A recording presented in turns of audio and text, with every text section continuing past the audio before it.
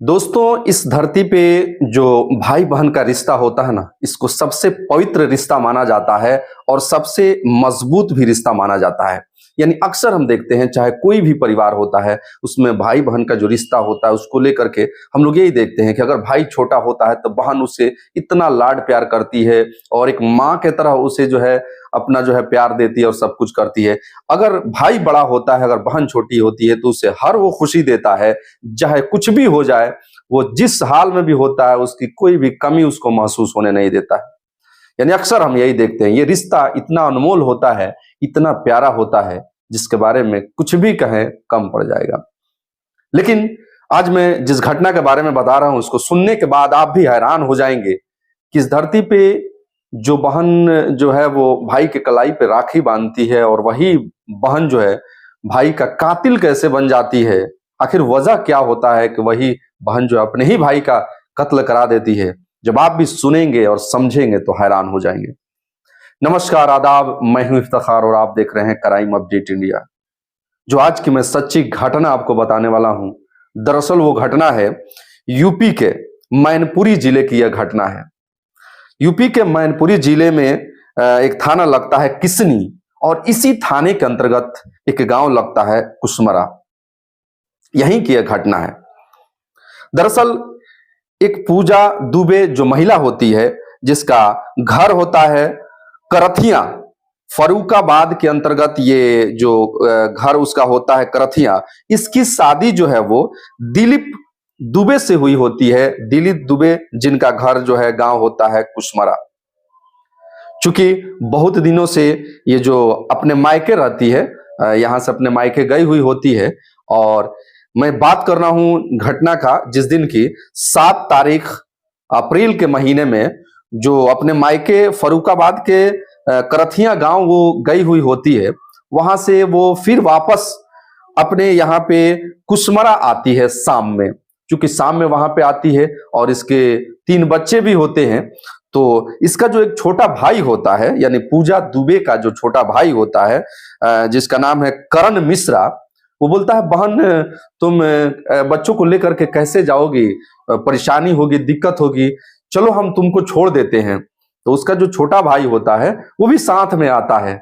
और चूंकि शाम को ये लोग निकलते हैं वहां से, और यहाँ आते आते यानी कि कुसमरा जब ये पहुंचते हैं तो काफी रात हो जाती है। अब जब रात हो जाती है तो बहन बोलती है कि भाई इस समय कहाँ जाओगे, रात हो गई है, यहीं पे ठहर जाओ। तो भाई भी वहीं पे रुक जाता है और बहन बोलती है कि सुबह चले जाना। तो वहीं पे रुक जाता है। लेकिन सुबह फिर उसके बाद 10 बजे के आसपास 11 बज जाते हैं, और जब वापस अपने घर नहीं पहुंचा होता है तो पिताजी कॉल करते हैं और कॉल करके पूछते हैं अपने बेटी से। तो बेटी बोलती है कि भैया तो 5 बजे सुबह ही यहां से चले गए थे। अब जब ये खबर मिलती है तो पिता परेशान हो जाते हैं कि बेटा अब तक नहीं आया, और बेटी बोल रही है कि 5 बजे ही वहां सुबह। जब पिता को पता चलता है कि वहां सुबह ही जो ये करण मिश्रा है वो घर के लिए निकला, अभी तक घर पे नहीं पहुंचा, तो काफी परेशान होकर के वो आता है यहाँ पे। खोजबीन चालू होती है कि अब तक क्यों नहीं आया। और इधर बहन को पता चलता है कि भाई अब तक घर नहीं पहुंचा, ये भी परेशान होती है, और अपने पड़ोस में रहने वाले जो जितेंद्र पाठक होते हैं इनको लेती है। 38 वर्षीय जितेंद्र पाठक को लेकर के और ये थाने में चली जाती है गुमशुदगी का रिपोर्ट लिखाने के लिए कि मेरा भाई सुबह घर से निकला था अपने गांव जाने के लिए और अब तक नहीं पहुंचा है। वहां रिपोर्ट लिखाते हैं, तब तक जो इस लड़की के पिता होते हैं यहाँ पे आ चुके होते हैं इसके घर, और घर आते हैं तो देखते हैं यहाँ पे जो उसकी बेटी है वो नहीं है। वहां पे जो उसका एक जो ये पूजा दुबे जो होती है, इसके 3 बच्चे होते हैं, इसमें एक लड़का होता है जो 10 वर्ष का होता है, वो मिलता है। और जब नाना नानी उस लड़के से पूछते हैं कि बाबू अम्मी कहाँ गई है और अब तक तुम्हारे मामू घर नहीं गए हैं, तो जब ये 10 वर्षीय जब लड़का बताता है तो वाकई जब सुनेंगे तो आप भी हैरान हो जाएंगे।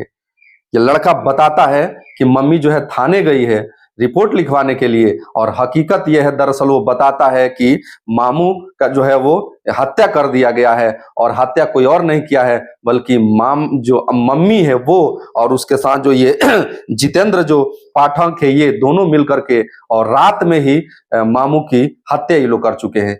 जैसे ही ये बात सुनता है पिता, उसके पैरों तले जमीन खिसक जाती है कि मेरी ही बेटी और अपने ही भाई की हत्या कैसे करा सकती है।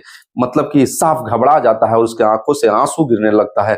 और तुरंत जो है गांव वाले भी इस घटना को जैसे ही जानते हैं इकट्ठा हो जाते हैं, और जब तक कि वो लोग थाने से रिपोर्ट लिखवा करके वापस आते, तब तक इधर से थाने में कॉल कर दिया जाता है कि ऐसे ऐसे मामला है। और सारी बातें जब सच्चाई बताई जाती है, पुलिस तुरंत जो है वो दोनों को अरेस्ट करती है और अपने कब्जे में ले लेती है। उसके बाद जो है पूछताछ शुरू हो जाती है। जब पुलिस पूछती है कि तुम, उस जो महिला है पूजा दुबे, उससे पुलिस कहती है कि तुम्हारा 10 वर्षीय बेटा बता रहा है कि तुम्हारा जो भाई है वो गुम नहीं हुआ है बल्कि तुमने उसकी हत्या कराई है। ये जैसे ही पुलिस कहती है जो ये पूजा दुबे से, पूजा दुबे घबरा जाती है और इनकार करती है कि मेरा बेटा झूठ बोल रहा है, ऐसा नहीं हो सकता है, मेरा भाई सुबह यहाँ से घर से निकला है और पता ना कहाँ गया है। ये सारी बातें जब वो कोशिश करती है, लेकिन चूंकि पुलिस जो है कहीं ना कहीं बेटा बताया हुआ रहता है इधर 10 वर्षीय, तो दोनों को पकड़ करके जो एक पूजा दुबे होती है और साथ में ये जो जितेंद्र जो पाठक होते हैं, इनको लेकर के और घर वापस आती है। घर आकर के जब जांच करती है, छानबीन करती है, तो यहाँ पे कुछ ऐसे सबूत मिलते हैं जिससे क्लियर हो जाता है कहीं ना कहीं इस घर में कांड तो हुआ है, क्योंकि खून के धब्बे मिलते हैं। इधर उधर जो है सामान बिखरे पड़े होते हैं और खून के धब्बे मिलते हैं। वही काफी होता है इस बारे में प्रूफ कर देना कि कहीं ना कहीं घर में कुछ ना कुछ तो कांड हुआ है। फिर से एक बार दोबारा जो पुलिस है वो फिर से पूछताछ करती है और पूजा दुबे से पूछती है कि हकीकत क्या है, बता दो। जब दबाव देकर के पूछती है, तो जब पूजा दुबे जब बताती है, तो साफ जो है कहीं ना कहीं लोग जो है हैरान हो जाते हैं कि एक बहन जो है ऐसे कैसे कर सकती है। पूजा दुबे कहती है कि जी हाँ साहब, मैंने ही अपने भाई की हत्या कराई है और मेरा भाई अब इस दुनिया में नहीं है। जब उसके पीछे की पूरी कहानी बताती है तो सब लोग दंग रह जाते हैं। दरअसल इस घटना से पहले, जिस दिन की ये घटना है 7 तारीख को, चौथा महीना में, इससे लगभग 5 साल पहले ये जो पूजा दुबे है, इसके पड़ोसी जो होता है जितेंद्र पाठक 38 वर्षीय, इससे इसका अफेयर चालू हो जाता है। चूंकि पूजा दुबे का जो पति होता है, ये जो पति दिलीप जो दुबे होता है, ये महाराष्ट्र के पुणे में जो है वो आईटी कंपनी में काम करता है। और चूंकि कभी कभी छुट्टी में घर आता है और बाकी समय चूंकि जॉब में होता है, तो बेचारा परिवार को चलाने के लिए वहां चला जाता है। अब यहाँ पे वो रहता नहीं है और इसी का फायदा उठा करके ये पूजा दुबे जो है, इसका अफेयर शुरू हो जाता है इसके पड़ोस में रहने वाले होते हैं जितेंद्र पाठक इनसे। अब ये अफेयर इतना जो है गहरा हो जाता है कि हमेशा एक दूसरे से ये लोग मिलते रहते हैं। घर पे कोई होता नहीं है, क्योंकि जो ये दिलीप दुबे तो ये बेचारा जॉब करता है, घर पे कोई होता नहीं है, तो इन्हें मिलने में कोई परेशानी नहीं होती, हमेशा ये लोग मिलने रहते हैं। लेकिन चूंकि घटना का दिन क्या होता है, ये 7 तारीख को, जब ये पूजा दुबे जो है अपने मायके से आती है और साथ में इसका भाई भी आता है इसको छोड़ने के लिए, तो जब ये अपने घर आती है यहाँ पे, तो लेट हो जाता है, शाम हो जाता है, तो ये उसका भाई भी यहीं पे रुक जाता है। और चूंकि काफी दिन तक ये कुछ दिनों तक अपने मायके फरुखाबाद के करथिया गांव में रुकी होती है और इधर इन लोगों का मिलन हुआ नहीं रहता है इसके और इसके प्रेमी से, तो काफी दिन हुआ रहता है, इसीलिए बेचैन होता है मिलने के लिए। और एक दिन भी इससे बर्दाश्त नहीं होती है और इसको मालूम होता है कि जो पूजा दुबे उसका भाई भी आज यहीं पे है, फिर भी वो इससे बात करता है ये पूजा दुबे से और ये मिलने के लिए आ जाता है रात में। चूंकि ये रात में सोए होते हैं, खाना खा करके सब लोग सोए होते हैं, लगभग 12 बजे का वक्त होता है। और चूंकि ये करण मिश्रा जो होता है, ये भी अलग दूसरे कमरे में सोया होता है और पूजा दुबे बगल के कमरे में सोई होती है अपने बच्चे के साथ। जब ये 12 बजे इसको कोई आवाज आता है कि कोई घर में आया। अब चूंकि घर में 12 बजे 11 बजे कोई रात में आएगा तो कोई भी परेशान हो जाएगा कि इस वक्त कौन आ सकता है, लेकिन फिर भी ये अपने बिस्तर पर पड़ा रहता है। लेकिन आने के बाद जो है कुछ देर तक जब कोई वापस नहीं जाता है, तो ये सोचने पर मजबूर होता है कि आखिर घर में आया कौन, अभी तक वापस क्यों नहीं गया। तो ये उठता है अपने बिस्तर से और अपने बहन के जब कमरे कमरे की तरफ जाता है और जब दरवाजे पर हाथ रखता है तो दरवाजा खुल जाता है और जब अंदर का नजारा देखता है तो इसके पैरों तले जमीन खिसक जाती है।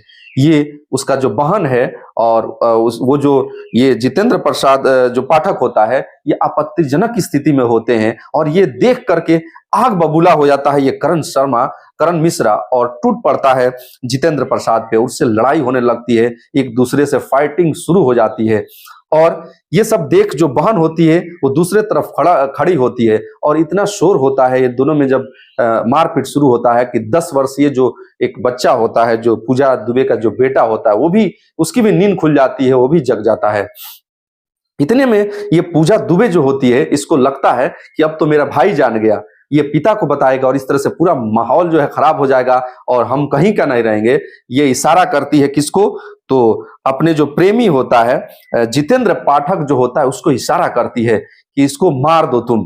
चूंकि ये जितेंद्र पाठक जो होता है ये हमेशा अपने साथ तमाचे लेके चलता है, चूंकि रात में मिलने आता है तो इसीलिए अपने साथ हथियार लेके चलता है, इसके पास तमाचा होता है। और जैसे ही बहन खुद इशारा करती है अपने भाई को मारने के लिए, निकालता है और गर्दन दिमाग पे सटाता है, वहीं पे शूट कर देता है। जैसे ही मारता है गोली जो है वहीं पे जो करण मिश्रा है वो ढेर हो जाता है और वहीं पे गिर जाता है। जब वहीं पे गिर जाता है और ये सारी घटना जो है ये पूजा दुबे का जो बेटा होता है अपनी आंखों से देखता है। जैसे ही पूजा दुबे को लगता है कि मेरा बेटा तो इस घटना को देख रहा है, अपने बेटे को धमकाती है, डरवाती है और उसे बोलती है कि इस घटना के बारे में किसी को अगर बताया तो तुम्हारा भी यही हाल होगा। मासूम सा बच्चा डर जाता है, सिहर जाता है, वो कुछ बोलता नहीं है, बिस्तर में वैसे ही पड़ा रहता है।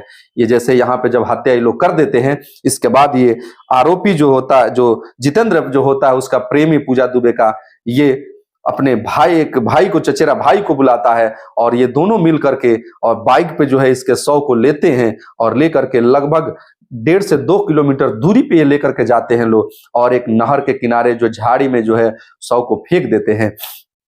और फेंकने के बाद जब इसको लगता है कि शायद कहीं अभी भी हो सकता है जिंदा हो ये करण शर्मा, इसको अभी भी क्लियर नहीं होता है कि मर चुका है, एक और गोली दागता है वहां पे। उसके बाद ये वहां से वापस लौटता है। वहां से वापस लौटने के बाद चूंकि ये अपने घर चला जाता है और फिर सुबह ये उठ करके और ये पूजा दुबे के साथ दोनों जो है पहुंचते हैं थाने।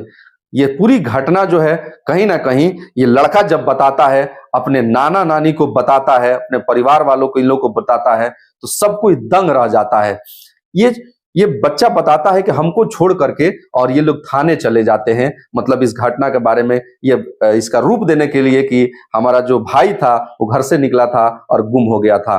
जब पुलिस प्रशासन को ये सारी बातें खुद जो है पूजा दुबे जो है अपने जुबानी कबूल करके बताती है, पूरा लोग समाज दंग रह जाता है कि एक बहन जो है अपने प्यार के लिए, और वो भी वैसा प्यार जिससे ये प्यार हुई होती है। जितेंद्र जो पाठक होता है 38 वर्षीय, इसके भी ऑलरेडी 3 बच्चे होते हैं और पूजा दुबे का ऑलरेडी 3 बच्चे होते हैं। ये 3 बच्चे होते हैं। ये पति बेहतर तरीके से आईटी कंपनी में काम करता है, अच्छा पैसा कमाता है, एक परिवार बेहतर चलता है, फिर भी यहाँ पे इस तरह के घटना को जो है अंजाम दिया जाता है। अब ये सोचने वाली बात है, कहीं ना कहीं जब पिता के सामने सब बातें सामने आती है, पिता जो है पुलिस से रो रो कर गुहार लगाता है कि चाहे कुछ भी हो जाए, आप जो है कड़ी से कड़ी सजा देंगे आरोपी को।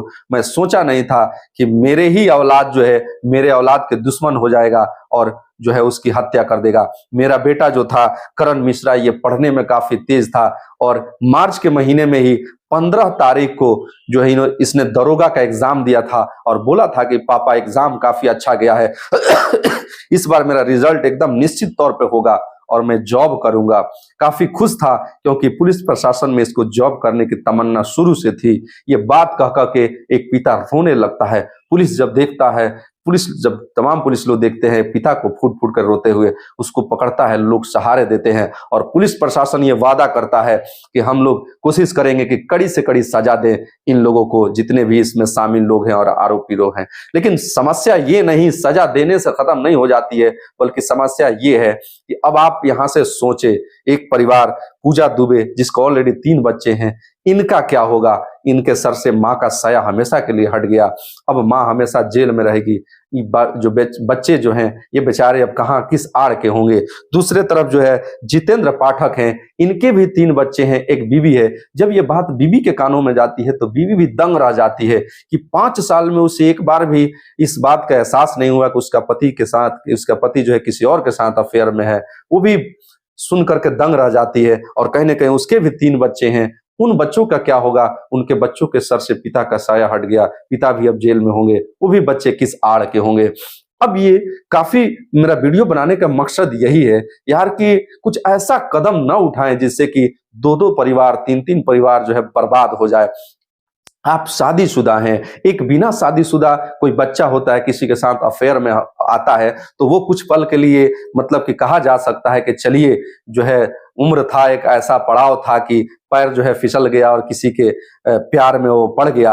लेकिन आप 38 साल के हैं, 40 साल के हैं और फिर भी आप किसी से अफेयर कर रहे हैं, और इतना खतरनाक अफेयर कि इसमें किसी की जान आप लोग ले रहे हैं। ये कहाँ का नाइंसाफी है। तो मैं यही कहूंगा कि भाई आप जहां भी रहें सतर्क रहें। मेरा वीडियो बनाने का मकसद किसी को दिल दुखाना नहीं, बल्कि आप अपने ख्याल को बदलें, आप बेहतर सोच रखें, और कोई भी घटना, किसी भी घटना को अंजाम देने से पहले आप जरूर सोचें कि इसका नतीजा क्या होगा, इसका जो है अगला स्टेप क्या आएगा। आप अगर एक बार भी अपने मासूम बच्चों के चेहरे पे अगर देखते, सोचते कि जो मैं कदम उठा रहा हूं फिर उनका क्या होगा, तो आपका शरीर कांपने लगता और इस तरह की घटना को आप अंजाम नहीं देते। लेकिन आपने तो एक पल भी लिए नहीं सोचा। तो मेरा यही रिक्वेस्ट है, गुजारिश है, जो मेरे वीडियो को देख रहे हैं कि भाई ऐसा कुछ घटना को अंजाम ना दे जिससे आपका परिवार जो है बर्बाद हो जाए और दूसरा परिवार भी बर्बाद हो जाए और दुनिया में एक आप मिसाल बने, वो भी गलत कामों के लिए मिसाल बने। इसीलिए मेरा रिक्वेस्ट है, अगर आप चैनल पर नए हैं तो चैनल को सब्सक्राइब जरूर करेंगे। और बहुत सारा प्यार आप लोग दे रहे हैं, इसके लिए धन्यवाद। मेरे वीडियो को आप लोग कमेंट भी कर रहे हैं और काफी लोग जो है कम समय में आप लोग सब्सक्राइब भी काफी ज्यादा किए हैं। इसके लिए तहे दिल से आपका शुक्रिया कि आप लोग हमें सपोर्ट कर रहे हैं। मैं इसी तरह की सच्ची घटना से आपको रूबरू कराता रहूंगा। मैं उम्मीद करूंगा कि आप भी तंदुरुस्त होंगे, जहां रहें स्वस्थ रहें, तंदुरुस्त रहें। मिलते हैं एक अगली सच्ची घटना के साथ, तब तक के लिए जय हिंद, जय भारत।